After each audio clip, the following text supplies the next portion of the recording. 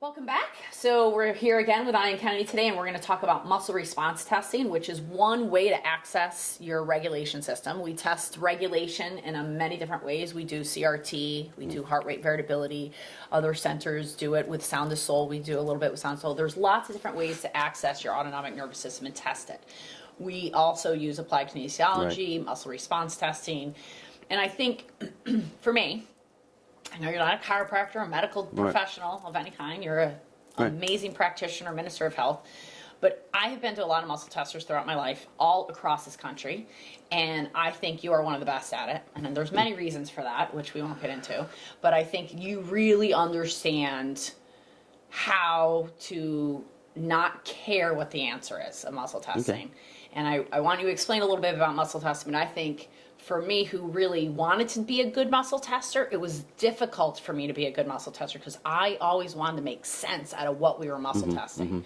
And there's some key things that I've learned from you throughout the years that while I had a lot of muscle testing from other practitioners, there were some things that distinguished your muscle test, which made it much more less influenced by the practitioner. So let's talk about muscle testing a little bit. So muscle response testing is an offshoot, let's say, of applied kinesiology, which was really founded by Dr. George Goodhart in the 1950s, who was a chiropractor who got interested in Chinese medicine and studied neurology and wanted to show that what the Chinese had found in regards to the meridian system and how energy moves through the body, right, what they call qi, what we see as electrical energy, or ki if it's or Japanese. ki if it's Japanese, right?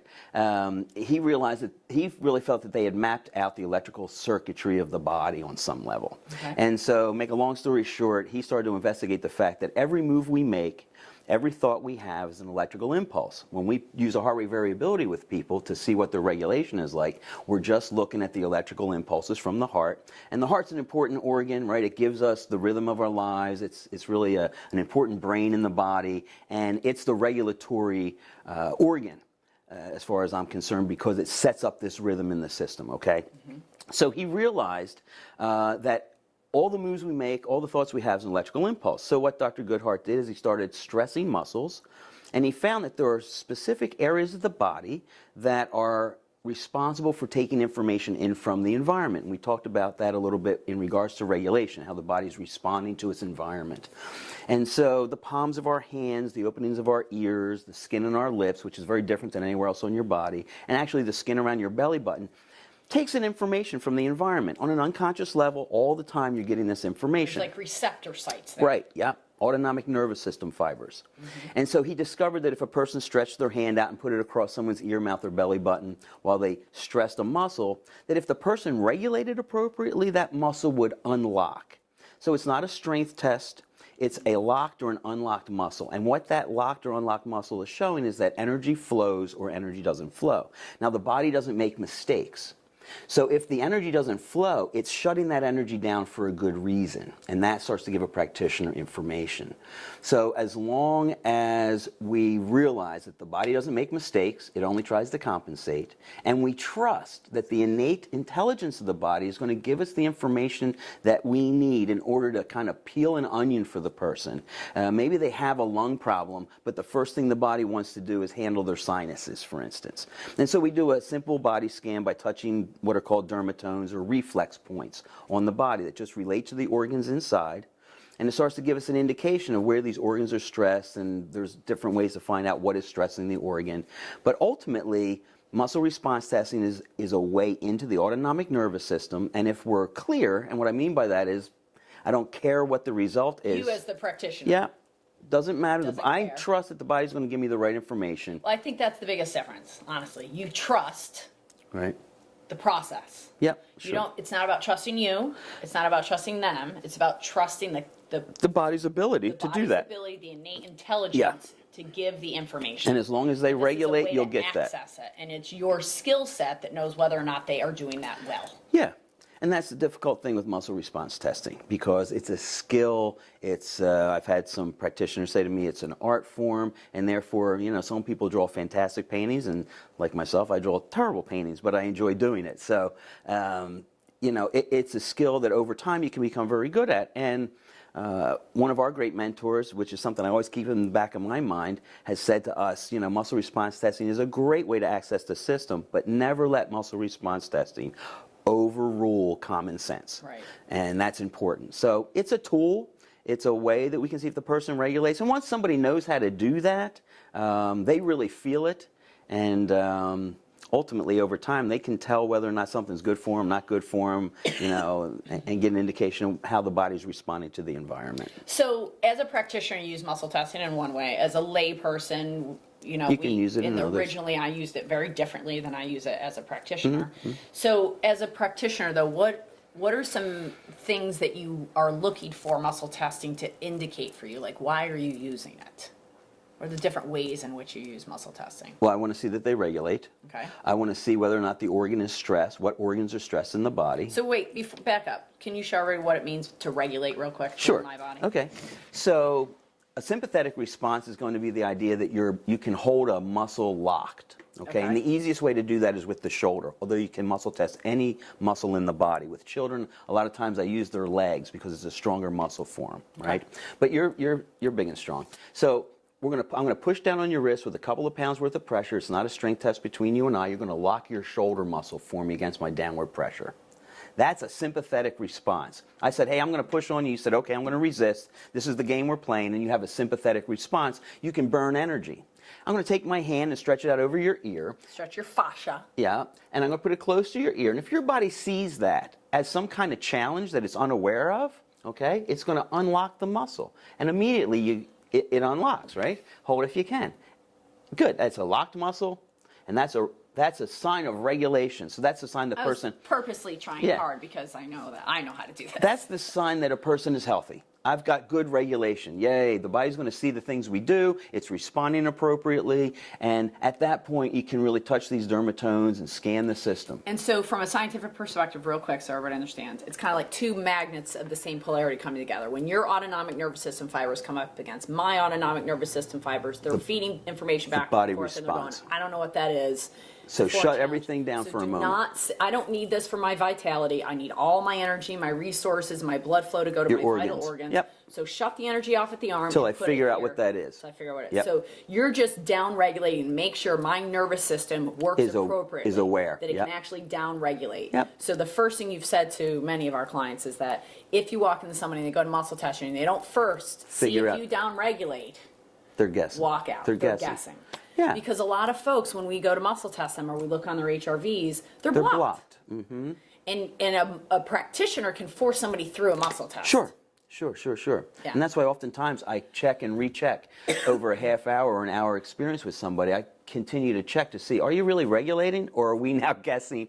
And oftentimes, if they don't regulate, they have a strong locked muscle and it just doesn't change. And that happens, fairly often. Then you figure out, well, why aren't you regulating? And it can be as simple as dehydration will stop somebody from regulating. Right. So making sure that they're hydrated can really help the regulation. So you can be a little bit not regulating or deeply not regulating for a long period of time. Yeah, and it's not necessarily seen. I don't necessarily see it. We want the body to regulate, but the fact that it doesn't regulate sometimes is appropriate. Right. Yeah, it's appropriate. Maybe they're nervous. It's the first time in their sure. office. They have no idea Sure. who you are or what you're doing, and so they're blocked. Right. So yeah. It's a self-defense mechanism for the body to survive. Knowing what the indication is important as the practitioner, because a muscle test is just an indicator muscle, indicating something that the body's trying to communicate. Right. So I look at it as muscle testing as just a language of the body, and you have learned how to translate that language very well.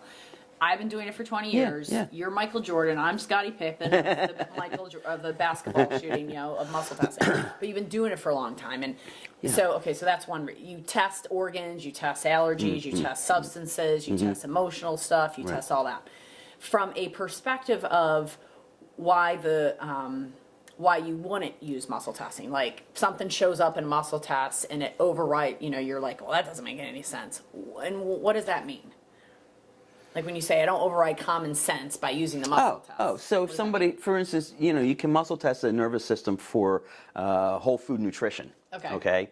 And the body loves this nutrition, and you can count out how many tablets a day somebody's going to take, for instance. Okay. And if it's 35, that's ridiculous. It just means the body needs the nutrition. So you have to use your common sense and go, well, listen, I'm going to have you take 3 of these a day for the next 6 months instead of giving you 45 a day for a week, right? Or maybe that's not the right product and we need something stronger that's more effective. Yeah. Okay. So again, it's just letting the body respond to a vibration, right? It's really vibrational responses that you're looking at with the nervous system.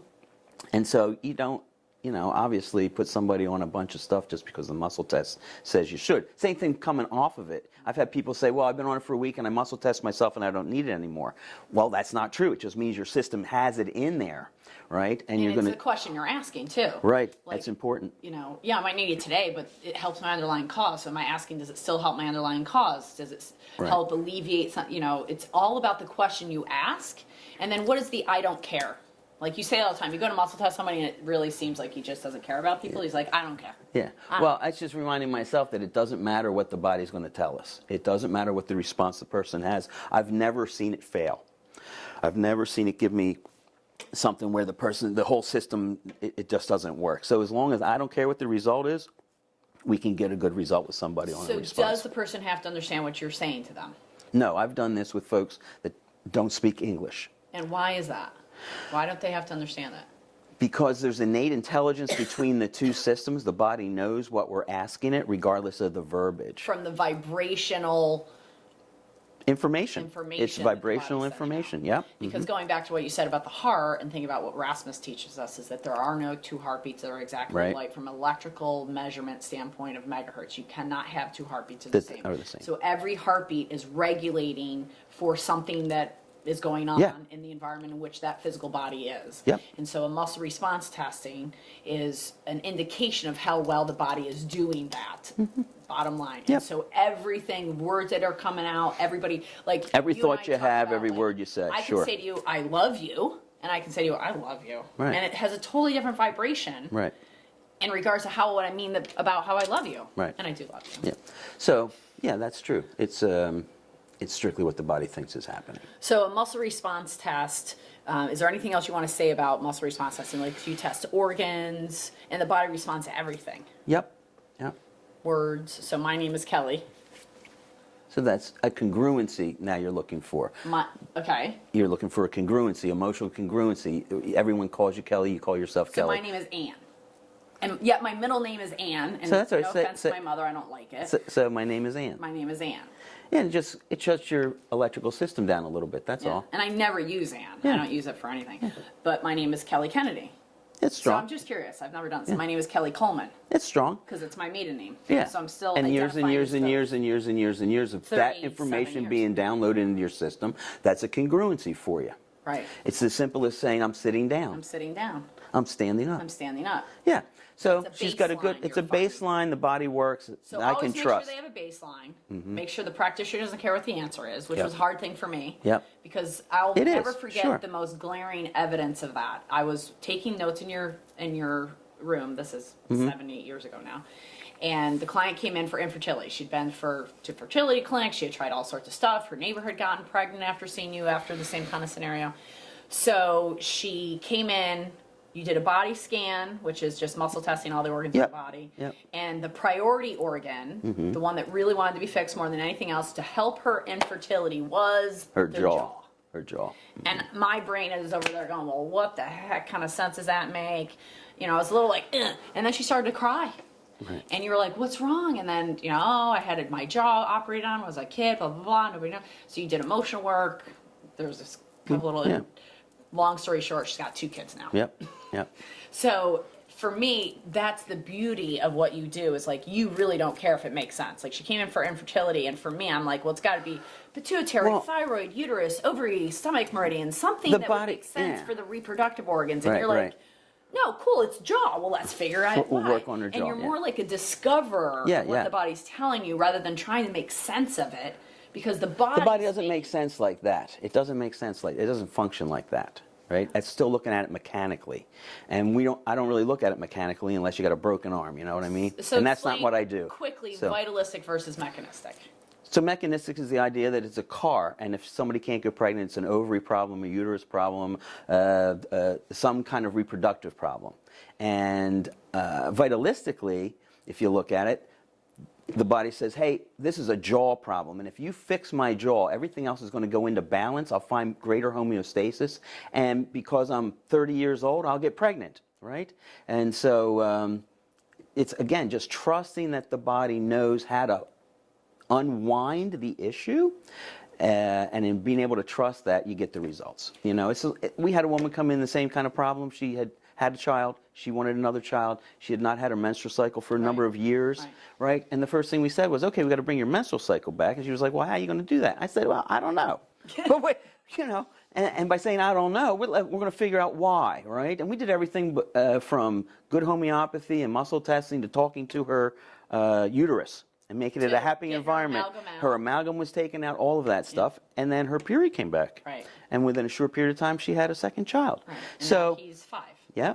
So again, if you just trust that the body knows what it's doing, you make sure that the regulatory system is unblocked so that it's getting some good information to you, and you trust that process, the body will turn around on its own. So, and just to tie it up, one of the things that I find what's happening with bioregulatory medicine or functional integrative medicine is a bit of a shame, in all honesty, because I see that they're starting to do the same thing that Western medicine has done, which is you go to your specialist for your gut versus your heart versus your brain versus your endocrine system. And so these 4 different doctors are part of your case, but nobody's talking to anybody, and this one's giving you hormones, and this one's giving you steroids, and this one's giving you heart medication. They all know it, but they don't really look at it as a whole piece.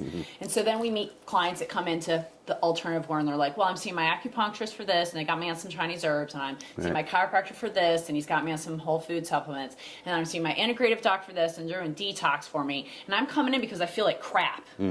And we're like, well, is everybody talking to each other? Does everybody know what's going on? And it's like they forget that this is one system that works all in unison. And your acupuncturist is making some major shifts in different ways to the emotional body, to the physical body, to the physiology. And that's communicated through the body. And then the chiropractor comes in, he or she is trying to do something different. And then they come into the wellness place to do energetic work. And we're like, whoa, you're overloading your system. You need to oversee this whole system and understand. And I think the muscle testing really helps the body to know that you're not overdoing it too much on the body, because I think people forget the subtle bodies are as profound as more profound at some level than anything else, and that it still has to be looked at this one big piece. And muscle response testing or accessing that regulatory system and testing it from that perspective is key. Anything you want to say about that? No. Okay, good. Thank you so much. Have a great day.